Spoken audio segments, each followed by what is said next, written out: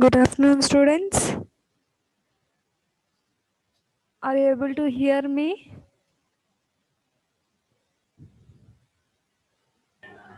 Yes, ma'am. Right.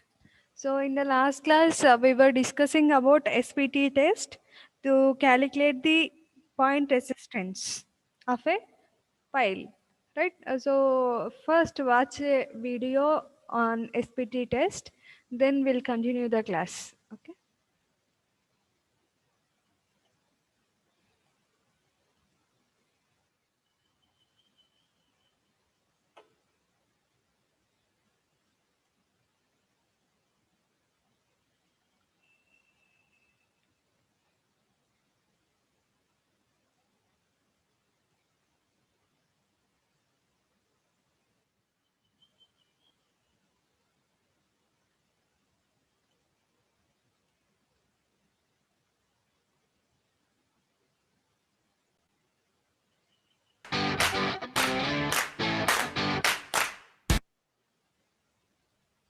Hello all.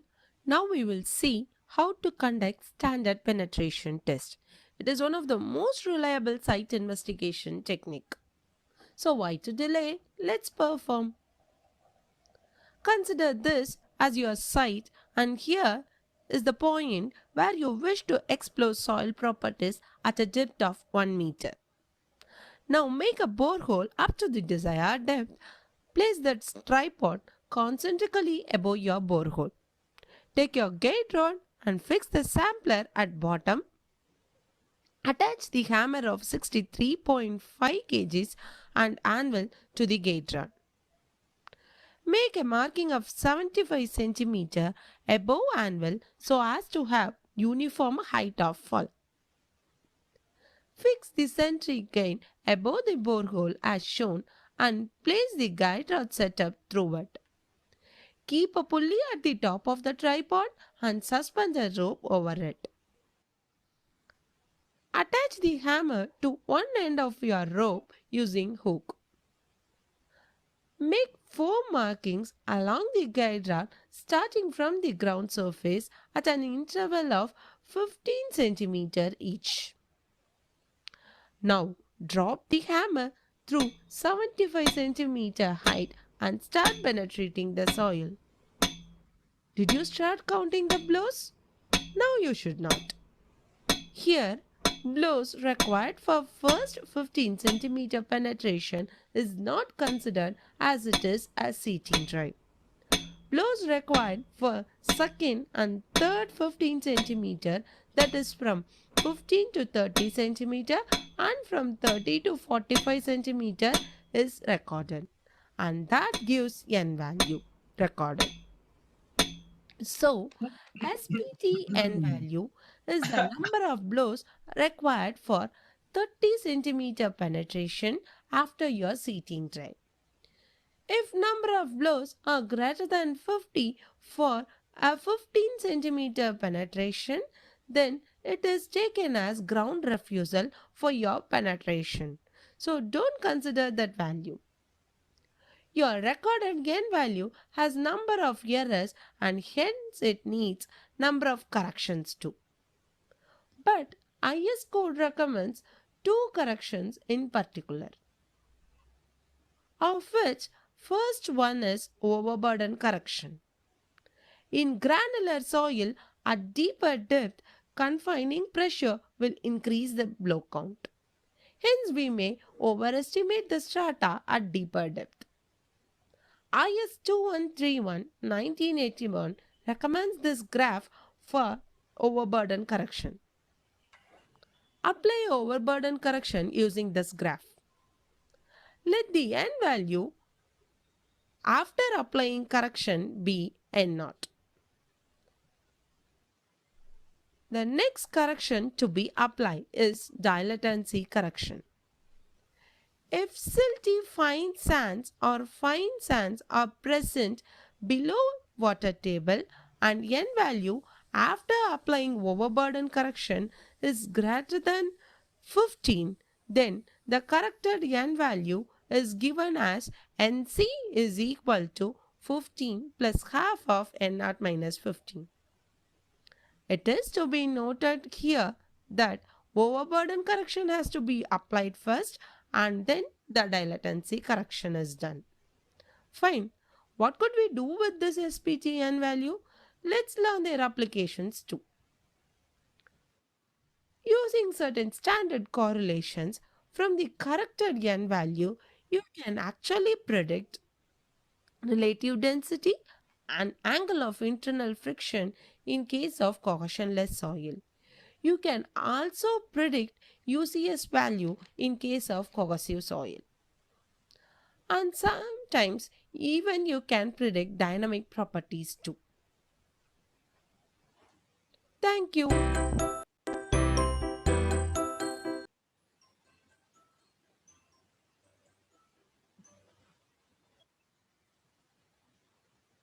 So, students, it was a animated video about SPT tested. So now watch SPT test in situ video, okay, which is conducted in the field. Okay, how does it go?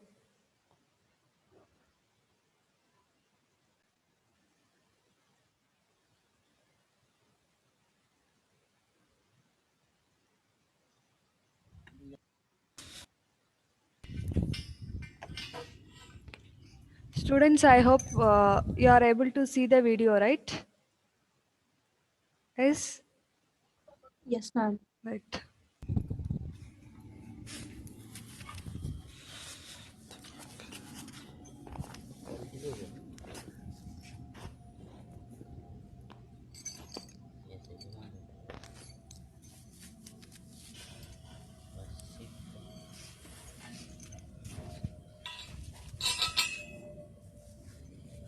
अरे jacket क्यों खोल खाल के चला है?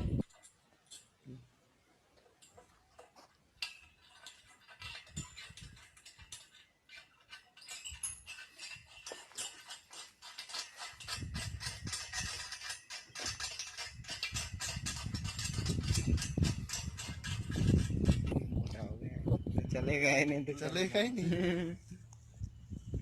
ये किस पकड़ लो, चलो चलो तुम उठाओ, आ जाएगा।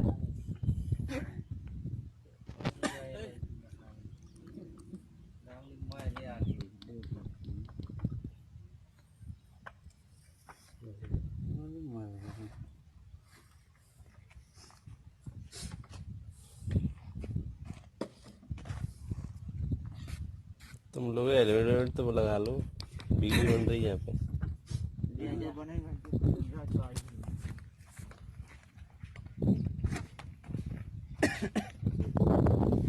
चलो चलो मारो, चलो चलो यार। क्या मतलब?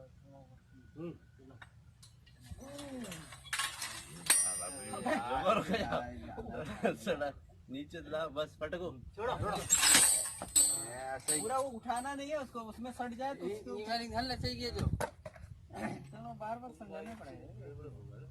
चलो चलो उठाओ, दो सब मिलके लो छोड़ो छोड़ो आओ हो जाओ। चलो चलो सीधे एक मिनट नीचे छोड़ना, थोड़ा नीचे छोड़ो, नीचे दो और चलो हटाओ। ऊपर नहीं डाउन। अरे उठाता हूं।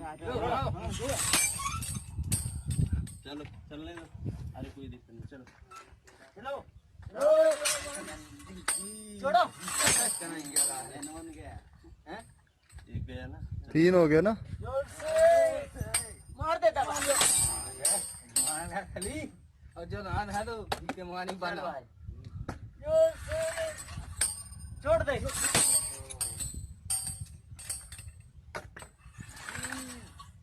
मार छोड़ दे, छोड़ सब पाउते ही नहीं आऊं मैं। चलो चलो चलो कोई इतना थोड़ा बस वो कोई चला छोड़ दे। आएगा आएगा, छोड़ दे। ऊपर तक गया, चलो चलो 5 मिनट हो गया। चलो जोर लगा के आएगा,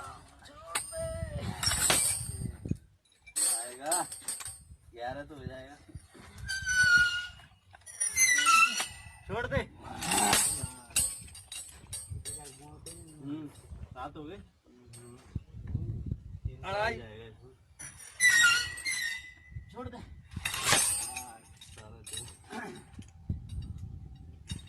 और सब लोग मिलके अरे मारो यार इस पे, अभी ये 2 मारने के लिए और क्यों कर रहे हो? चलो मारो इसमें से ही। चलो चलो चलो।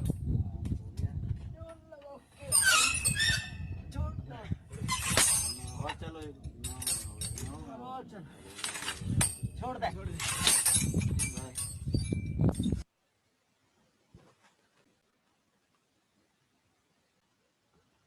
So the video has shown just to tell you, just to let you see about SPT test, how the blows are given with the help of hammer, and how the tripod is arranged, and how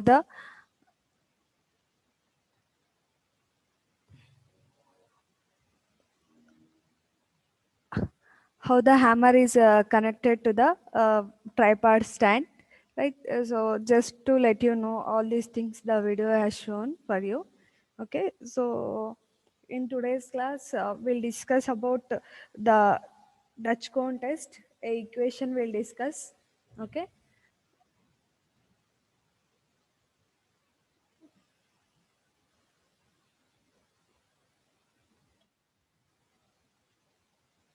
right.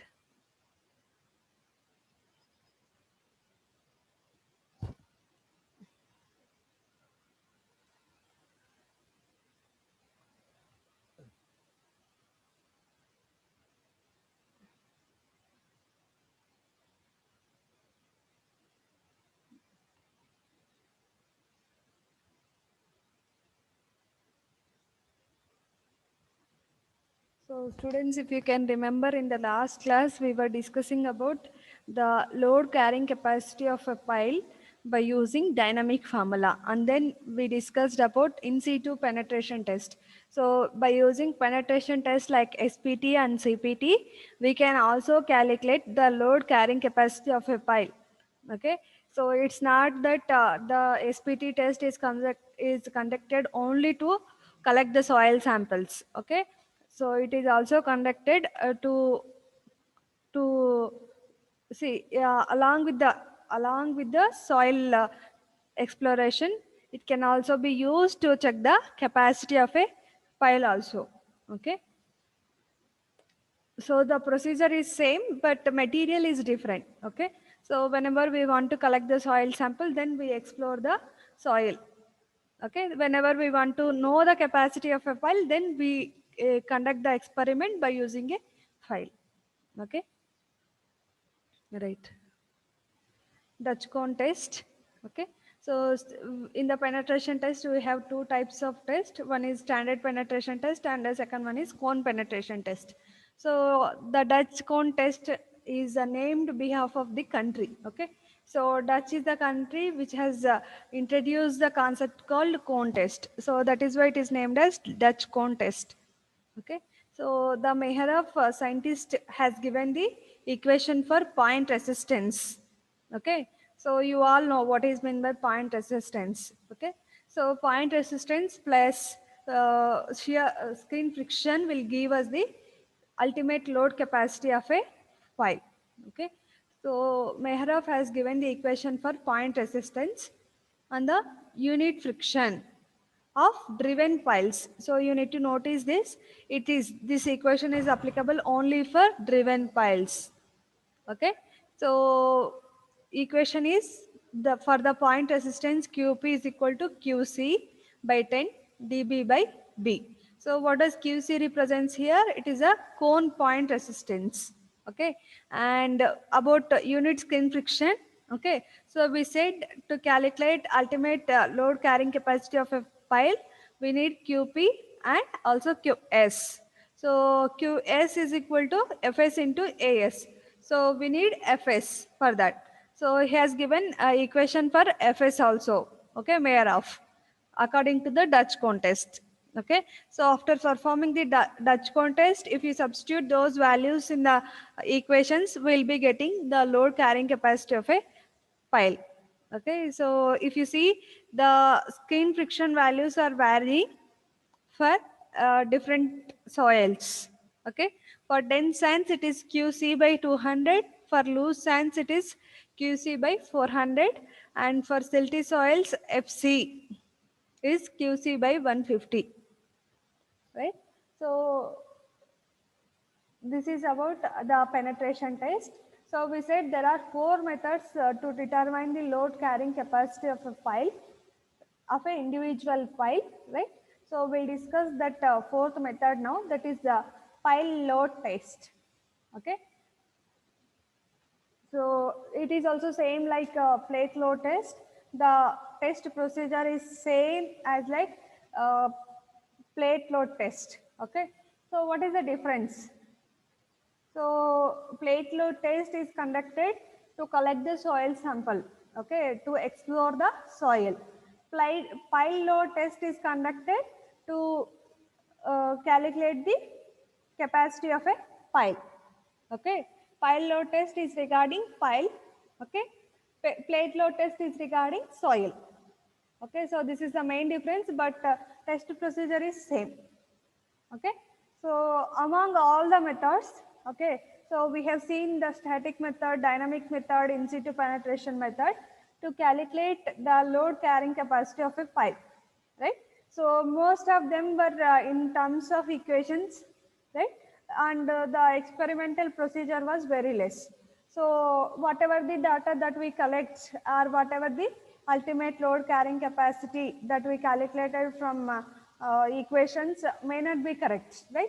So no one can assure that the equation is 100% correct, right? But whatever the result that we get from the experiments are more reliable. So pile load test is most reliable method among the 4 methods. Okay, so how does a setup look like? Okay, so here you can see the real image of a setup of a pile load test. So here there are see, generally consist of 2 anchor piles. Okay, 2 anchor piles. In between you can find reaction girder. Okay, so where you will be conducting the experiment, the pile. Okay, the test pile is installed in between the anchor piles. Okay, and reaction pile and test pile both are similar. Okay, so right, so reaction pile, test pile is nothing but the pile whatever we are testing.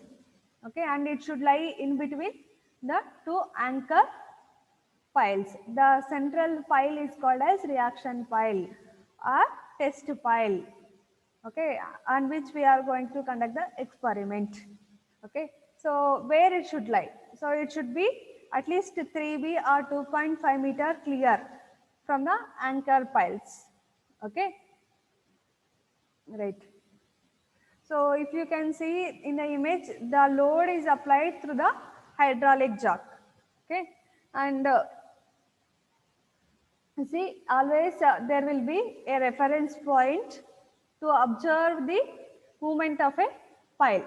అంతేనండి, మనం load apply చేస్తున్నాం కాబట్టి automatically the pile will go down because we are applying some load on the pile. So first, whenever we are starting the experiment, we should put some reference line, some benchmark, so that we can understand whenever we are applying the load, we can understand how much deep it is going, right? So a reference need to be fixed, okay, whenever the pile is moving after applying the load. So we need to measure the vertical movement of a pile, okay, after the application of load. Okay, so the test is need to be conducted after 3 days of installation of setup. Okay, so it's not that you install the setup and you will conduct the experiment immediately. So you need 3 days of time in sandy soils and a period of 1 month in silts and shaft clays. Okay, so this is a different thing, right? So most of the times we conduct the experiments immediately, right, in the site after installing the equipment, right? So here the pile load test is conducted after 3 days. Okay, right. So the load is applied in equal increments of about 20% of the allowable load. Okay, so what we have to do, we have to increase the loading such that it should be 20% to the allowable load each time. Okay, settlement should be recorded with 3 dial gauges. Okay, so why the settlement is recorded with 3 dial gauges? Why it's not 1, why it's not 2? Okay, right. So settlements need to be recorded with 3 dial gauges, and so IS code 2911 1979 is saying this one. Each stage of loading is continued. Okay, you need to continue the loading till the rate of movement of the pile top is not more than 0.1 mm per hour in sandy soil. So what we are saying, so in the interval, okay, we are increasing the loading at some times, right? So you should continue that. See, for example, if you are laying a 100 newtons of load on the pile for the first time, 100 newtons load, okay, that 100 newtons load you should continue this, okay, till you should find that there is no movement, there is no further movement of 0.1 mm per hour in soils. Then you can increase your loading, and your loading should be such that it should be 20% to the allowable load. Okay, and in case of clayey soils, you can continue the loading till the time when there is no penetration. Okay, 0.2 mm, 0.02 mm in case of clayey soils, and here the reference time is 2 hours. Okay, in these 2 hours, if you find that there is no movement like this, even 0.02 mm movement is also not there, then you can increase your loading. If you find that there is movement of pile, okay, then you should continue the loading. Okay, so here it is mentioned at what time you should change your loading and how much you should increase. These 2 points are mentioned here.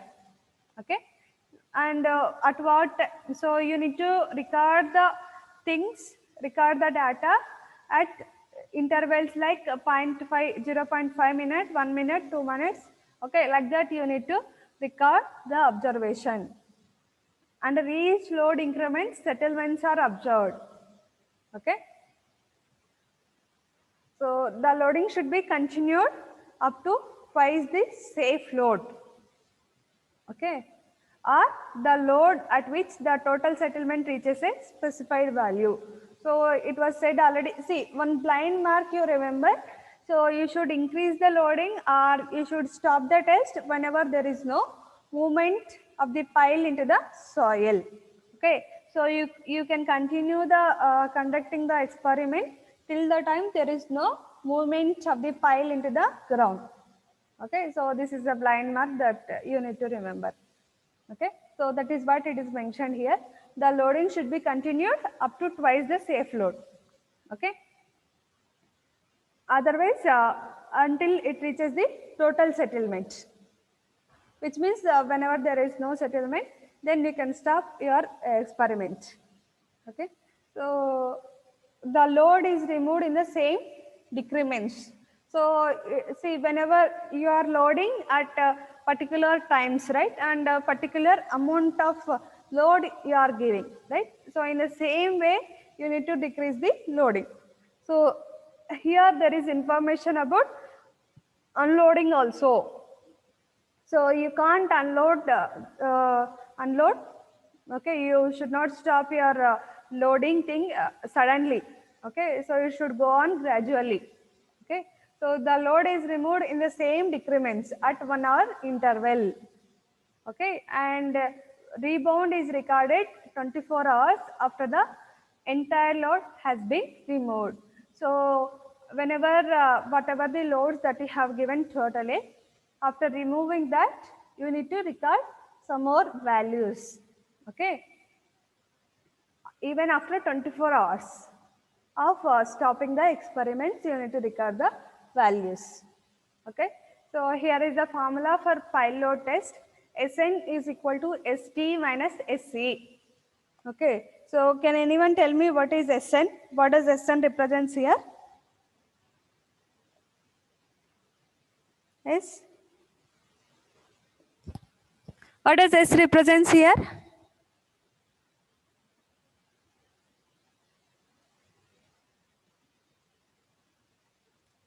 Yes, tell me. What we are doing? We are applying the load on the pile and we are observing the movement of the pile. Okay, how much it is going down. So what does Sn represents here?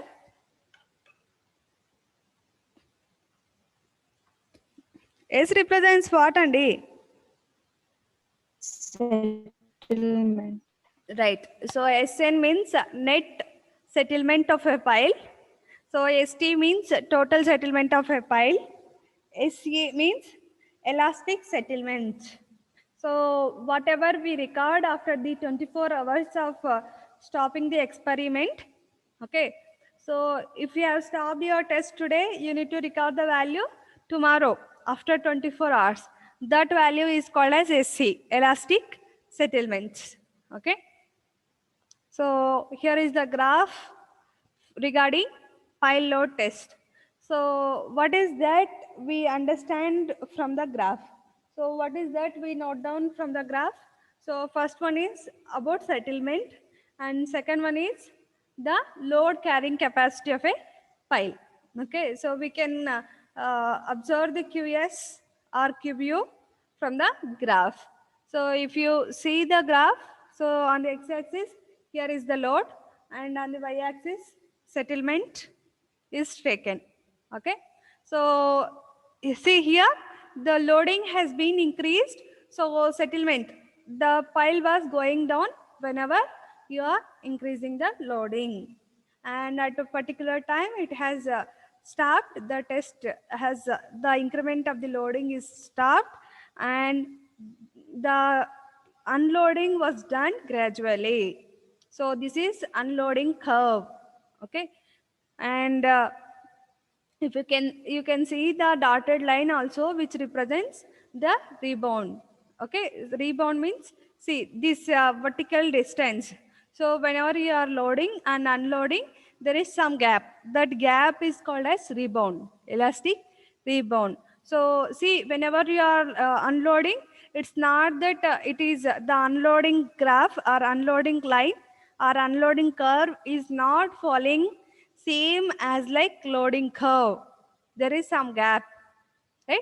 So that gap is called as elastic rebound. Some deformation has happened in the soil because of loading and because of unloading. Okay, so that is called as elastic rebound. Okay, so you can see here how the net settlement is considered from the graph and how the total settlement is considered from the graph. Okay, right. So this is about pile load test graph. So there is one more graph regarding pile load test. Okay. Okay. So same load versus net settlement. Okay. Right. So in the previous case it was only settlement. Here it is mentioned net settlement. Okay.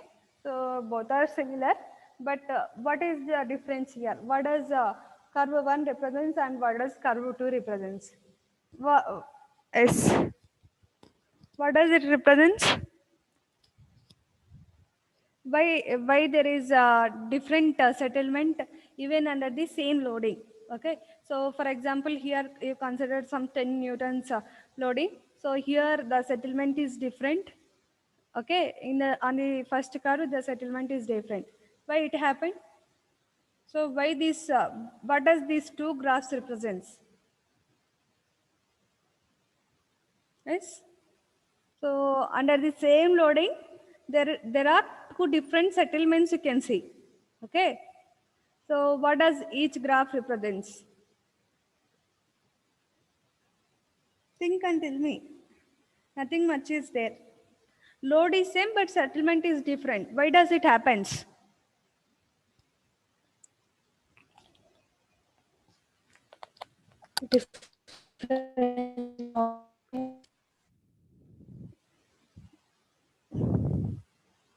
Yes, your voice is lagging. Someone is answering, but your voice is lagging.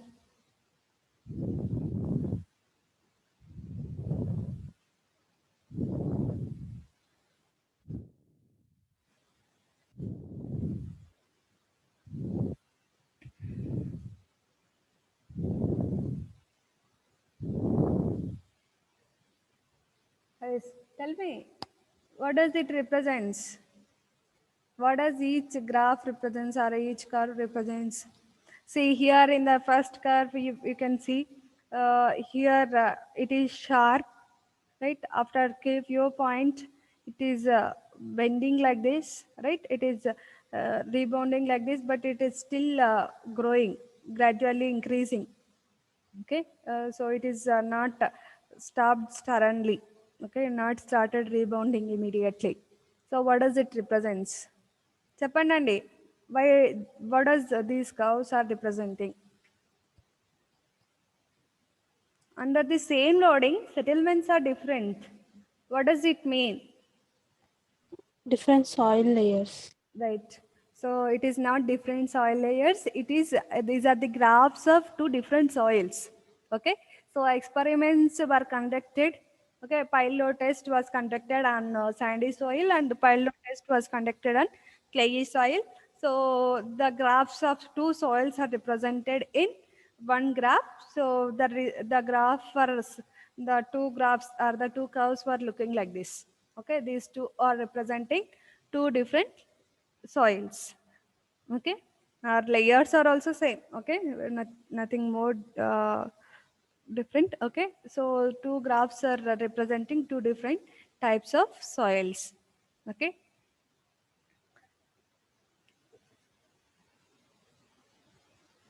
so from the graph you can calculate ultimate load carrying capacity.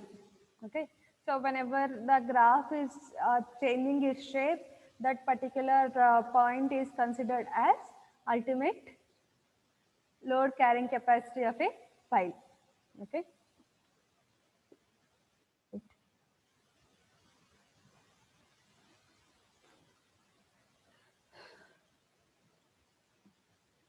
So there are some equations regarding QS, that is safe loading. Okay. So ultimate, see here if you see, we are just able to find you are just able to find only ultimate bearing capacity of a pile, but we also need to calculate the safe bearing capacity of a pile. Okay, so safe bearing capacity రావాలంటే QU నుంచి we had to use some equations. We need to substitute these QU values in some equations so that we'll get QS value. So IS code has given some equations. Okay, like QS is equal to off into QU. Okay, or else QS is equal to 2 by 3 QU will give us the safe loading carrying capacity of a file. Okay, so whenever you hear the word, there is safety involved in that. Factor of safety is there in that. Okay, so that you have to understand. Okay, so sometimes we use off QU for calculating safe load carrying capacity, and sometimes we use 2 by 3 QU. Okay, or else we have one more formula other than this. Okay, 1 by 2, 2 by 3. Okay, so after calculating the QS of these two, okay, so whenever you find the total settlement to be 6 mm, okay, that QU value you can take it as to be QS. Okay, so there are two criteria for calculating QS from Q view. Okay, right. So this is about pile load test, and these are the 4 methods that are used to check the pile capacity. Okay, one single pile capacity. So in the next classes we'll discuss about load carrying capacity of group piles. Okay, right.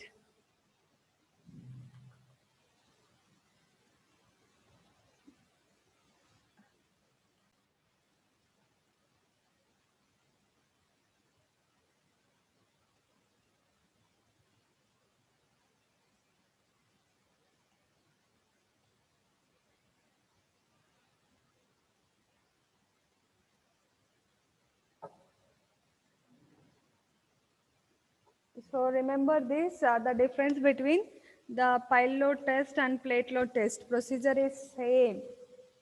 Okay, and whatever we get from the experiment is same, but testing the samples are different. Okay.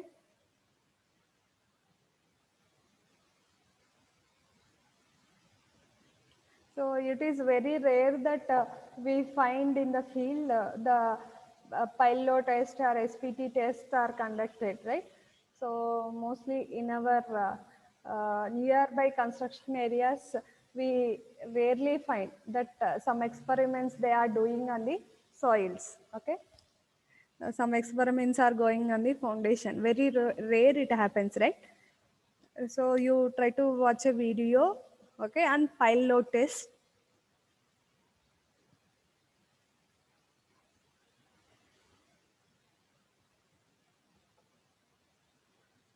So, see, I discussed about the load increment and the dial gauges, right, reference mark. So, in order to understand these terms, okay, I am trying to show you a video, okay.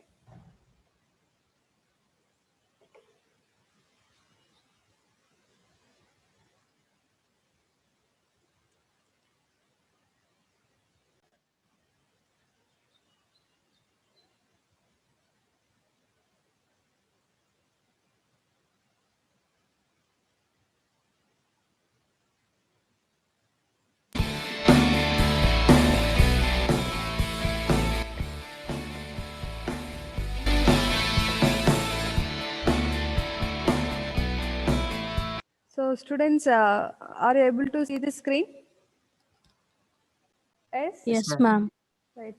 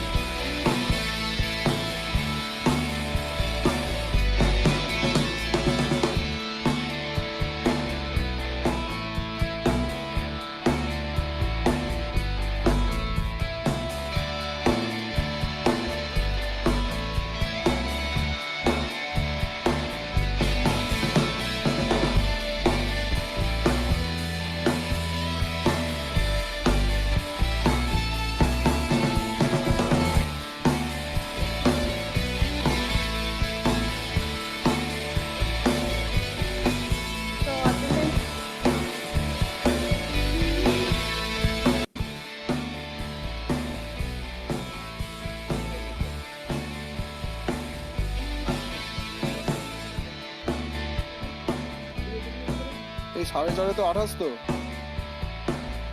28 আছে তো তুই তো এখানে 28 দিবি না তো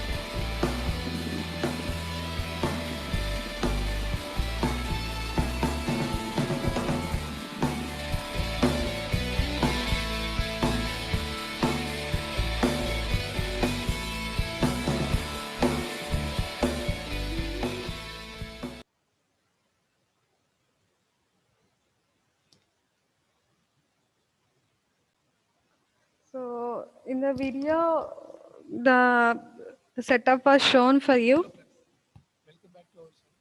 right? As per the topic, initial static load. Right. So dial gauges were shown for you, and how the values are recorded from the test was shown for you, right? The load increment table was there, and the loading table was written, and unloading table was also written. Okay. So you need to record the values while loading and also while unloading. So it's not that, don't think that if there are 3 dial gauges, we are recording the value in 3 directions. Don't think that, don't think like that. Okay. So one dial gauge only shows about vertical displacement. Okay. So remaining dial gauges represent about the loading conditions. Okay. So how the loading is increased, that can be seen in the dial gauges. Okay. So don't think that, see, sometimes in the direct shear test, we use 3 dial gauges. One is for horizontal displacement, vertical displacement, and loading. So here, don't think that one dial gauge is used for horizontal displacement. So nothing, we won't record actually from the pile load test the horizontal displacement. Okay. So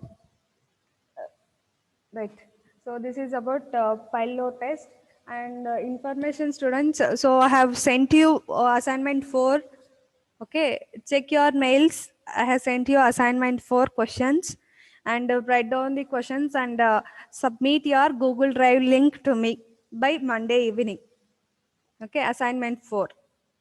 Right, and I sent you the notes of 5 units totally. Okay, and I sent PPTs also. If you want, you can refer. Okay, information will be there briefly, and if you are not understanding some experiment or something, you can go through the PPT, so that you will be finding some setup or something regarding that. Okay, in the for that aspect, I sent you the PPT. Okay. And one more thing, see, by tomorrow I'll send you one link where you have to upload your certificates.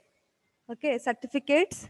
If you have attended some workshops or some webinars, okay, workshops, webinars, or any competitions, okay, like presentations, model presentation, paper presentation, if you have done anything like that, okay, if you have certificate, okay, that is for sure. If you have certificate, then you can upload those certificates in the provided link. Tomorrow I'll share you in the group. Okay. If you have done some extra things like some presentations, some workshops you have attended, or webinars, okay, if you have received your certificate, or even if you have got some sports certificates also, you can upload, or some quiz competition certificates, if you get, you can upload. Okay, right. Right, but certificates need to be, see, you should not send your school certificates. Okay, so don't send me those certificates. Only from August 2022 till now, if you have received any certificate during this period, from August 2022 till today, if you have received, you can upload in the Google form. Okay. Right? Have you understood? Yes? Yes, ma'am. Right. So thank you. Thank you, students. I am ending up the meeting.